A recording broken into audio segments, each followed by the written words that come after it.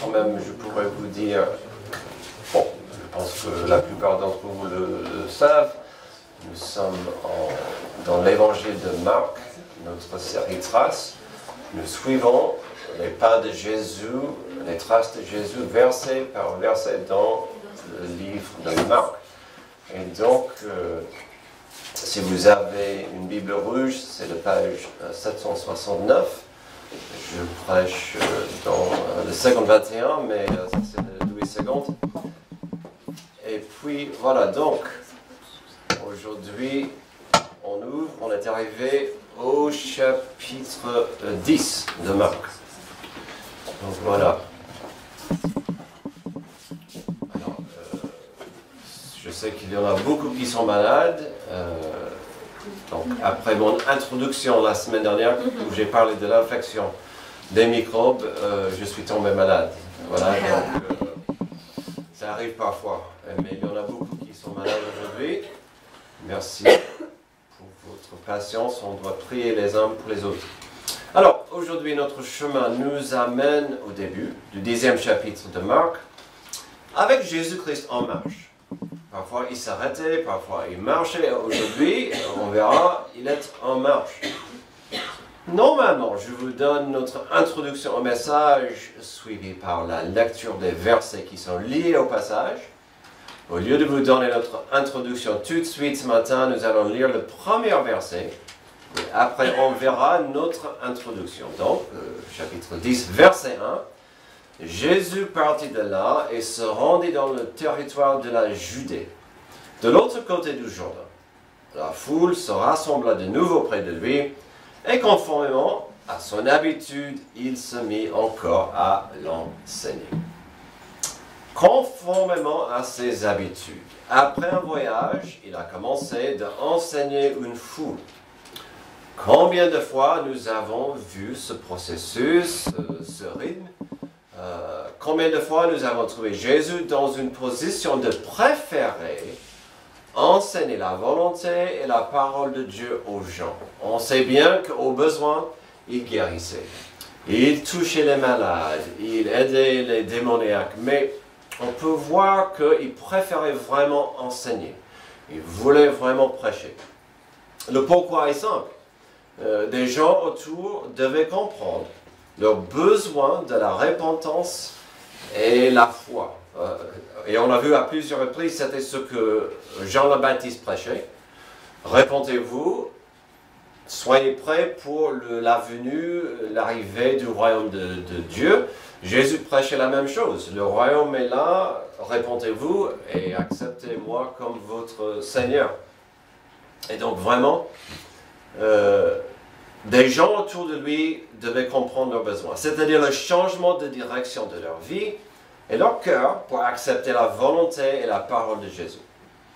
Finalement, chaque fois que nous voyons Jésus s'arrêter pour enseigner, il y avait des vérités profondes et capitales à saisir. Et parfois, on lit vite et on peut rater des choses profondes que Jésus voulait enseigner.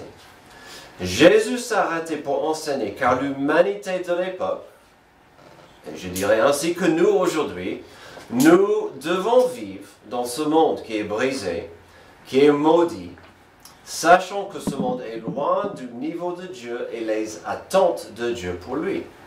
Donc quand Jésus s'arrête pour enseigner, c'est une bonne idée, nous aussi, de bien écouter, de s'arrêter et écouter, d'étudier ce qu'il a à dire.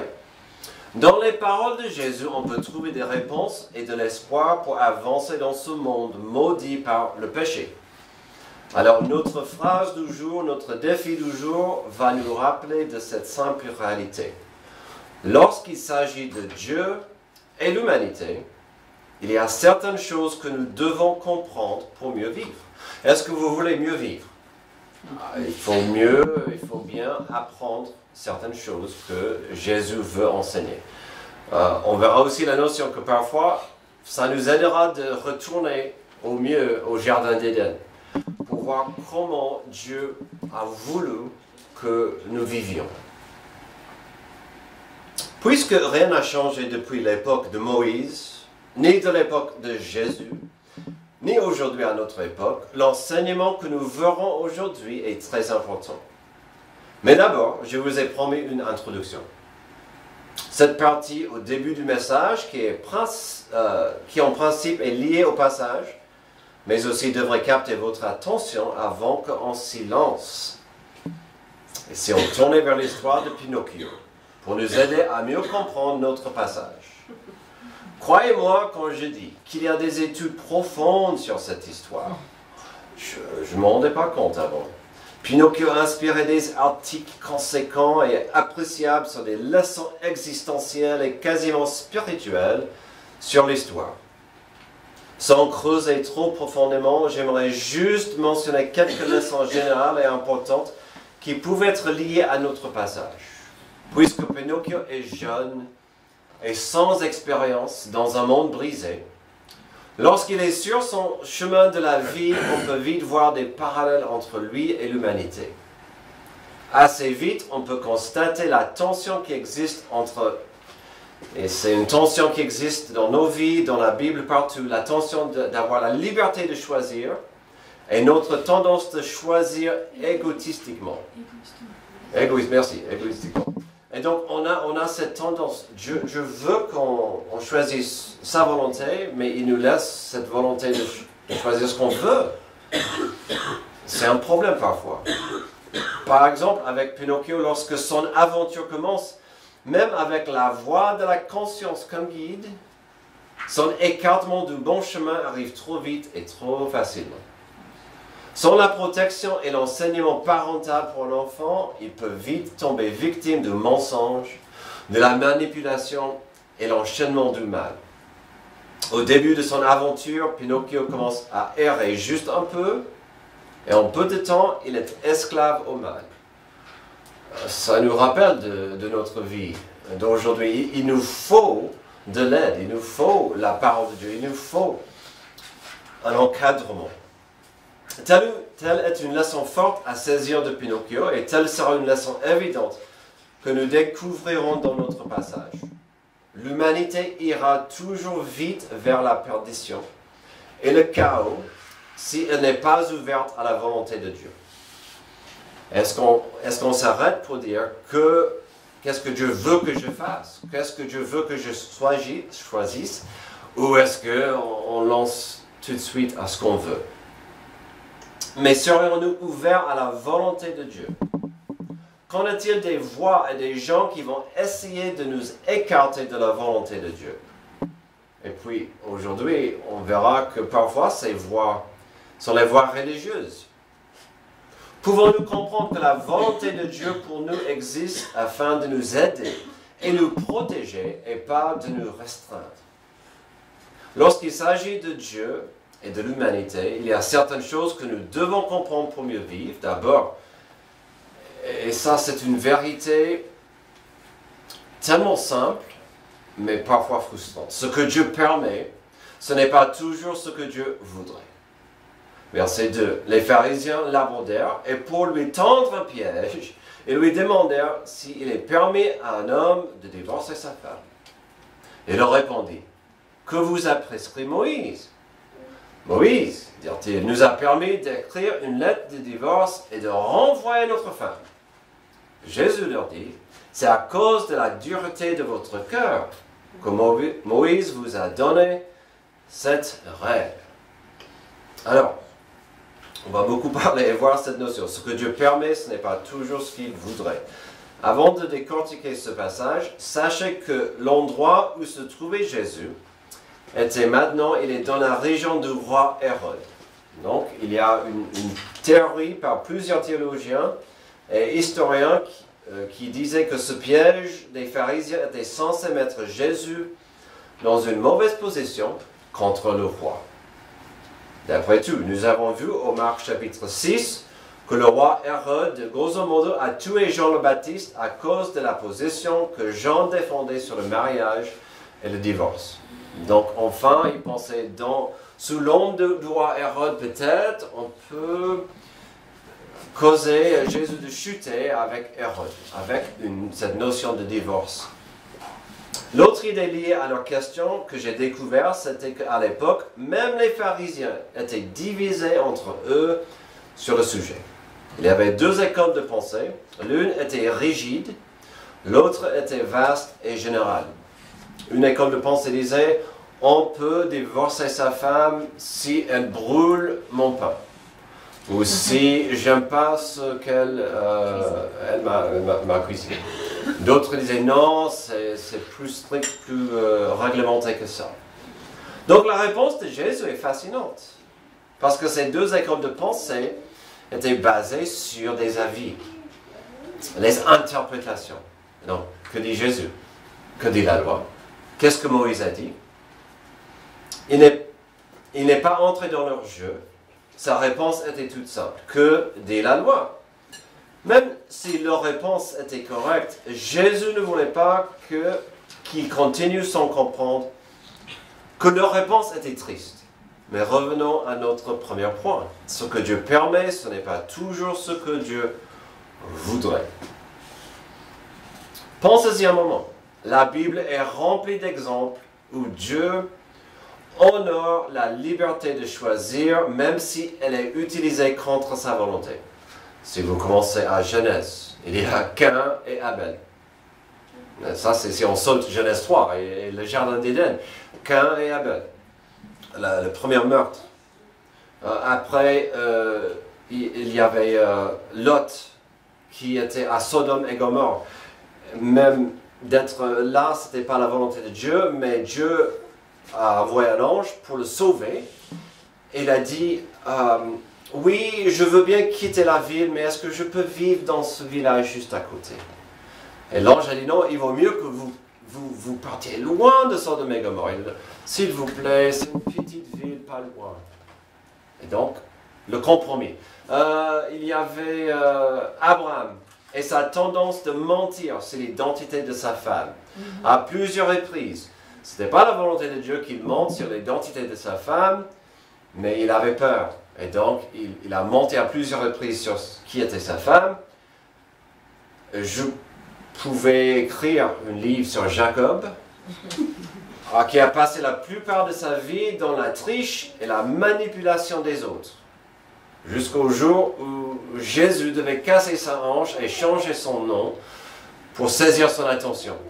La Bible est remplie des cas où des gens vont faire ce qu'ils veulent et Dieu dit oui mais.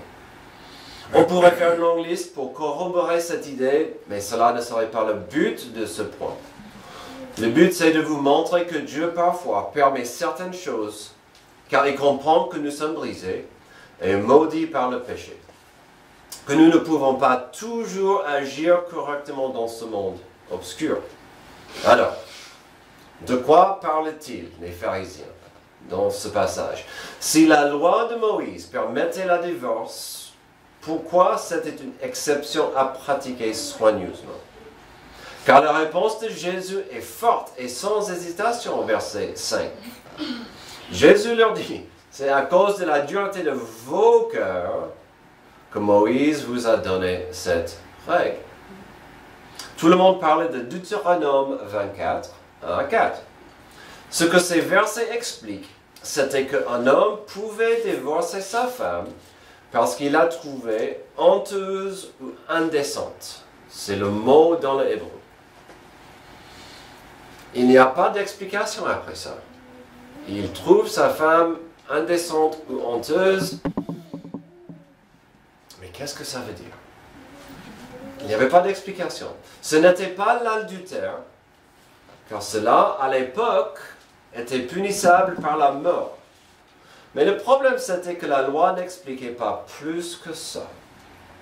Il n'y avait pas une explication dans la loi de ce que ça voulait dire. Donc, beaucoup d'hommes pouvaient abuser de cette exception et le divorce risquait d'enlever et dérober la beauté du mariage et son caractère sacré.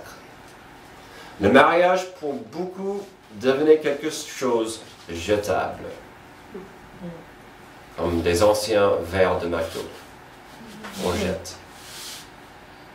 Pourquoi donc Dieu a-t-il donné une exception, une justification pour le divorce?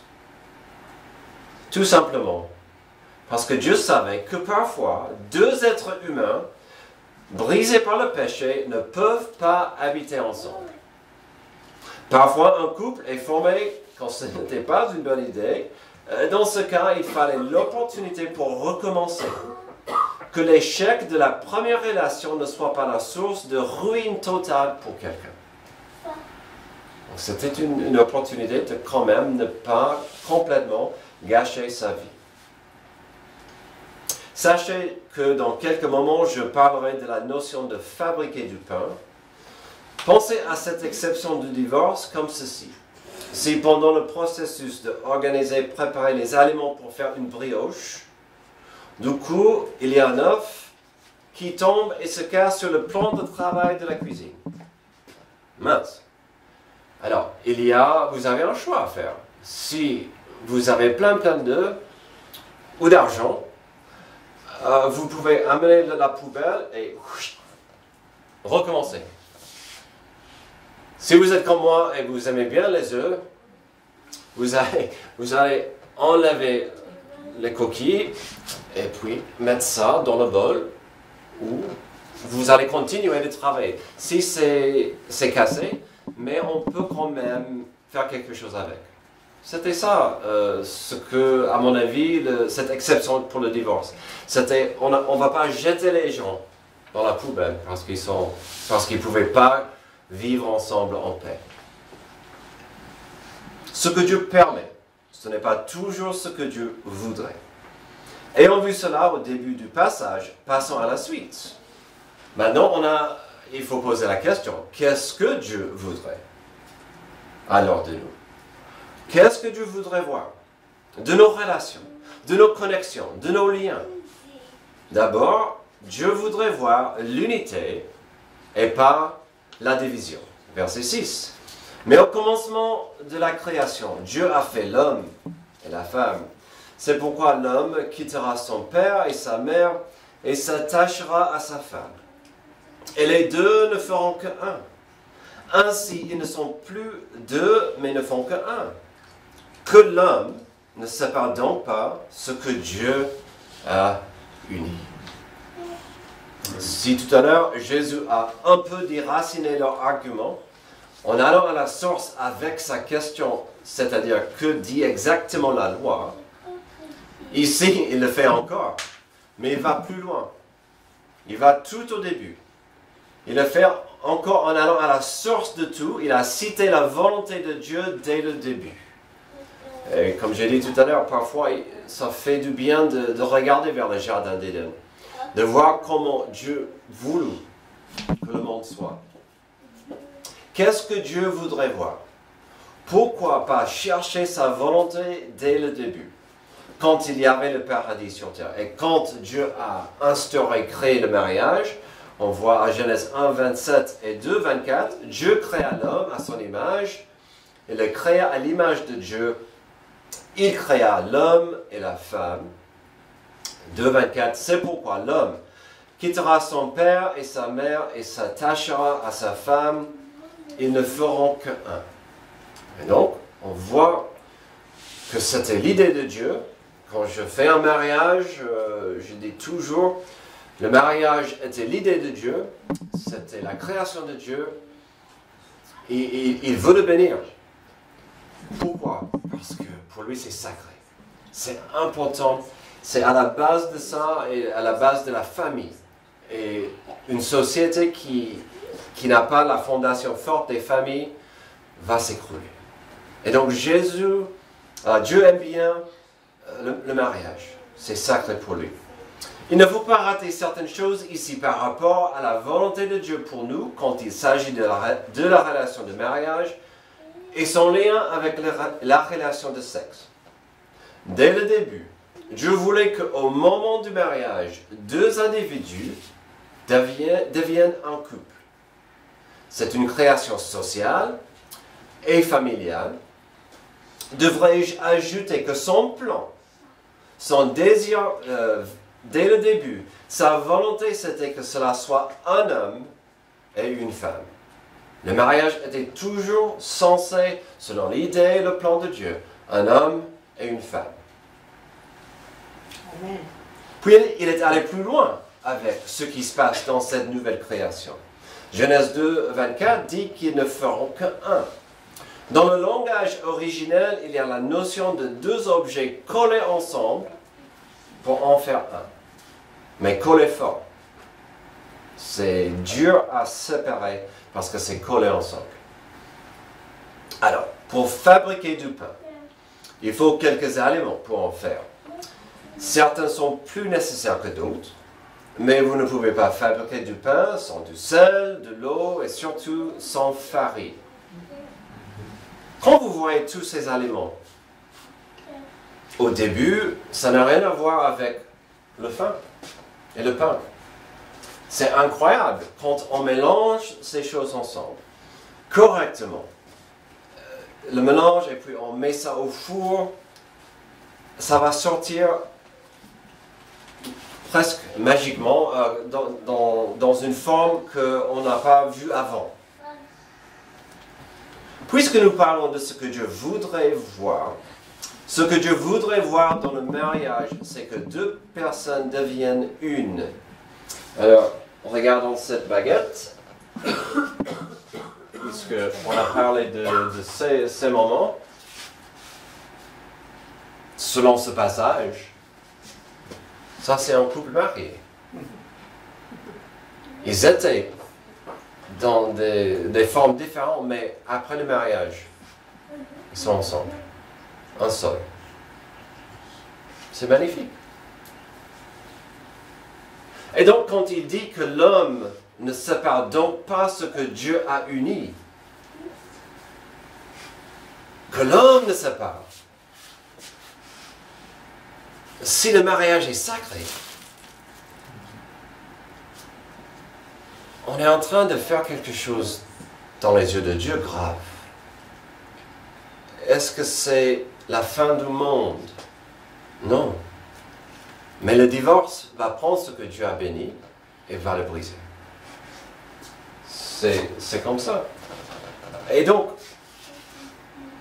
quand il dit que l'homme ne sépare donc ce que Dieu a uni, il met en garde notre tendance de minimiser quelque chose de sacré et précieuse. Oui, il a permis le divorce, mais ce n'était jamais son désir, car Dieu veut bénir le mariage pour sa gloire et notre paix. Donc, Dieu voudrait voir l'unité et pas la division. Troisième, il veut voir l'intimité et pas de la confusion. Verset 10. Lorsqu'ils furent dans la maison, les disciples l'interrogèrent encore là-dessus. Il leur dit, celui qui renvoie sa femme et qui en épouse une autre, commet un adultère envers elle. Si une femme divorce de son mari et en épouse un autre, elle commet un adultère. Alors, parfois, Marc, étant un homme d'action, donne une version express avec moins de détails. Ses lecteurs étaient plutôt des étrangers qui ne connaissaient pas la loi de Moïse. Parfois, pour mieux comprendre ce qu'il écrivait, il est utile de voir ce que Matthieu a écrit. Matthieu 5 et 19, Matthieu 5, 31, il a été dit que celui qui renvoie sa femme lui donne une lettre de divorce. Mais moi je vous dis, celui qui renvoie sa femme sauf pour cause d'infidélité l'expose à devenir adultère. Celui qui épouse une femme divorcée commet un adultère. Matthieu 19, 9. Mais je vous le dis, celui qui renvoie sa femme sauf pour cause d'infidélité et qui en épouse une autre commet un adultère. Celui qui épouse une femme divorcée commet un adultère. Ce que Jésus expliquait ici en Matthieu et en Marc était une modernisation de la loi, un petit changement, une exception que Dieu permettait vis-à-vis du divorce. Donc il y avait en principe plus de lapidation pour l'infidélité. Ça changerait notre monde un peu si on pouvait toujours lapider les gens pour l'adultère, mais ça c'est à l'époque, ok? À l'époque de Moïse, c'était punissable de mort. Ici, Matthieu et Marc nous donnent ce que Jésus en a dit. L'adultère était l'exception, la raison pour laquelle on pouvait chercher un divorce. Remarquez que Marc a même dit que c'était permissible pour une femme de divorcer son mari, même si ce n'était pas idéal. Donc même Marc a ajouté un détail, qu'une femme pouvait quand même divorcer son mari. À l'époque, c'était radical pour une femme de chercher un divorce. Ce qu'il faut capter ici, c'est encore Jésus met beaucoup de valeur sur le caractère sacré du mariage. Le passage en Deutéronome en était clair.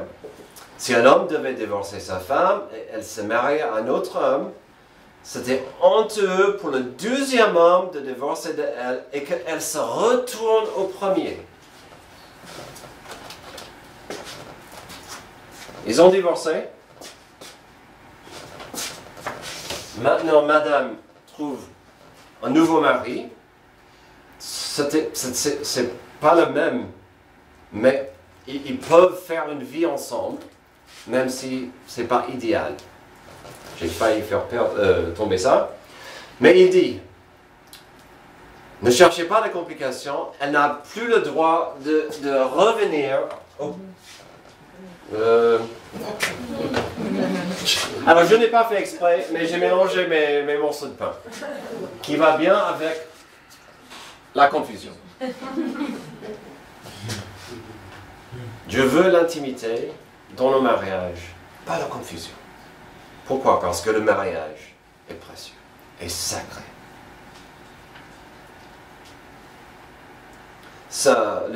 Toute cette confusion briserait l'intimité que Dieu a créée dans l'union de mariage et ça mènerait à trop de confusion. Puis il est indéniable qu'à ce stade du discours de Jésus, il revenait au principe et concept de notre premier point. Ce que Dieu permet, ce n'est pas toujours ce que Dieu voudrait. C'est pourquoi Jésus pouvait dire ce qu'il a exprimé ici, sur un niveau, plutôt un niveau de la perfection et dans des attentes de Dieu. Si le divorce n'était pas pour une cause sérieuse, ça menait à l'adultère dans les yeux de Dieu. Alors, le divorce, est-ce que c'est la fin du monde? Est-ce qu'un mariage qui a échoué implique la fin du monde? Est-ce qu'un mariage échoué ne peut pas recevoir une belle couverture de la grâce de Dieu? Il y avait une époque où on disait que d'être divorcé, c'était vous étiez lépreux dans les églises. Et on ne voulait pas offrir la grâce et le pardon à ces gens. Est-ce qu'un mariage échoué ne peut pas recevoir la grâce de Dieu? Heureusement, il peut. Puis on trouve quelques d'autres exceptions pour le divorce plus tard dans le Nouveau Testament. Et ça, c'est une étude pour un autre jour. Ce qu'il faut capter ici, c'est que le mariage est sacré et les gens concernés ne devaient pas agir comme un ballon de flipper. D'aller à ce monsieur, et puis à l'autre, et à un autre, et à un autre. Ce n'est pas le but, ce n'est pas le désir de Dieu de traiter le mariage comme un jeu. Puis n'oublions pas que dans le contexte ici, on a un peuple qui est censé comprendre la volonté de Dieu. Ils avaient la loi de Moïse, ils avaient toute une histoire d'avoir la voix de Dieu, leur guide. Ils devaient être différents, sacrés, mis à part pour Dieu. L'implication étant qu'ils devaient montrer au monde l'exemple de Dieu à ceux qui ne connaissent pas Dieu. Et dans ce cas, ils ont raté le marque, ils ont raté le but, parce qu'ils ne traitaient pas la volonté de Dieu comme sacrée. Qu'il y ait de l'intimité dans le mariage et pas la confusion. Terminons avec notre dernier point dans le passage. Qu'est-ce que Dieu voudrait voir de nous? On verra une leçon qu'il devait encore enseigner, même si nous l'avons vu il y a quelques versets. Une leçon qu'il a enseignée et que nous avons vue il y a 2 semaines. Dieu voudrait voir l'humilité et pas de la dérision. Je vous rappelle, la dérision, qui est insignifiant, minime au point négligeable. Des gens lui amenaient des petits-enfants afin qu'ils les touchent, mais les disciples leur firent des reproches. Voyant cela, Jésus fut indigné et leur dit, « Laissez les petits-enfants venir à moi, ne les en empêchez pas, car le royaume de Dieu est pour ceux qui leur ressemblent. Je vous le dis en vérité, celui qui n'accueille pas le royaume de Dieu comme un petit enfant n'y entrera pas. » Puis il les prit dans ses bras et les bénit en posant les mains sur eux. Si nos trois premiers points nécessitaient un peu de recherche, un peu d'explication, ici tout y est. On n'a pas besoin d'être un théologien pour comprendre cette scène catastrophique et triste. Et il y a 2 semaines, je vous rappelle, les disciples se disputaient sur le thème de qui deviendrait le plus grand et le plus important dans le royaume. Et nous avons vu ceci au chapitre 9. Pour leur enseigner ce qu'ils rataient, ils se disputaient. C'est moi le chef. Non, c'est moi le chef. C'est moi le chef. Et Jésus disait, au chapitre 9, 36, il prit un petit enfant, le plaça au milieu d'eux, après l'avoir pris dans ses bras, il leur dit, celui qui accueille en mon nom un de ces petits enfants, c'est moi-même qui l'accueille. Et celui qui m'accueille, ce n'est pas moi qui l'accueille, mais celui qui m'a envoyé. Si vous agissez, vous traitez un enfant avec amour et compassion, c'est comme si vous le faites à moi. Et quelques jours plus tard, on a ça. Ils ont refusé aux enfants de s'approcher à Jésus.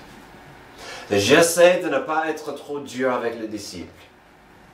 Parfois, ils me rappellent de moi-même et mes faiblesses et ma stupidité. Mais ici, à la première occasion de montrer à Jésus qu'il ne parlait pas en air, que les disciples, parfois écoutaient quand il fait des reproches. Ils étaient durs envers les enfants. Le verset 14 nous montre la frustration de Jésus. Et donc, il devait encore reprendre la leçon de l'autre jour. Il a encore repris des enfants dans ses bras. Il a enseigné une des leçons la plus profonde et importante dans toute la Bible. Verset 14. Voyant cela, Jésus fut indigné et leur dit, « Laissez les petits-enfants venir à moi. Ne les empêchez pas. » Alors ça, c'est une chose. Mais il a continué, il a enseigné.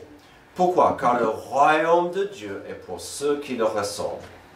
Je vous le dis en vérité, celui qui n'accueille pas le royaume de Dieu comme un petit enfant n'y entrera pas.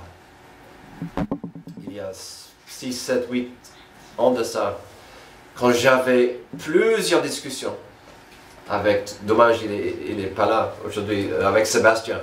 Et Sébastien, qui était athée, qui devenait agnostique, qui s'approchait à Jésus, il avait des arguments. Et on parlait parfois en boucle. À plusieurs reprises, j'ai dit, Sébastien, ton problème, c'est que ta foi est faible. Ta foi, tu n'as pas la foi de l'enfant. Et tu essaies de régler tout ça avec ta cervelle. Un jour, ta foi va dépasser ce que tu penses. Et tu vas comprendre tout ça. Mais il te faut la foi de l'enfant.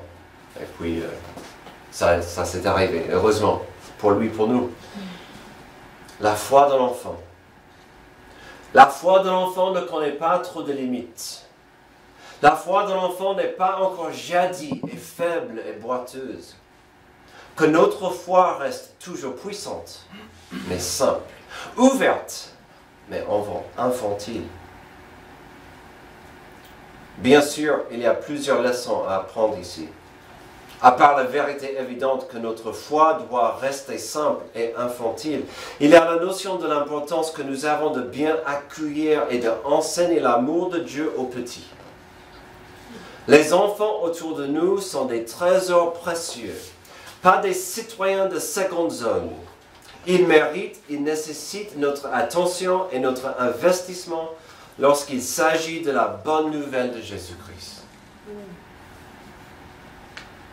On doit toujours prendre le temps pour expliquer l'amour de Dieu aux enfants.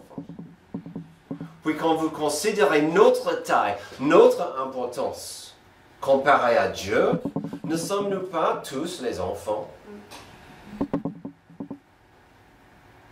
Je sais que certains sont en train de lire la Bible dans un an, certains ont déjà lu des parties en Job, ou sont en train de lire en Job. Vous voulez parler de la grandeur de Dieu et la notion que nous sommes tous les enfants à ses yeux.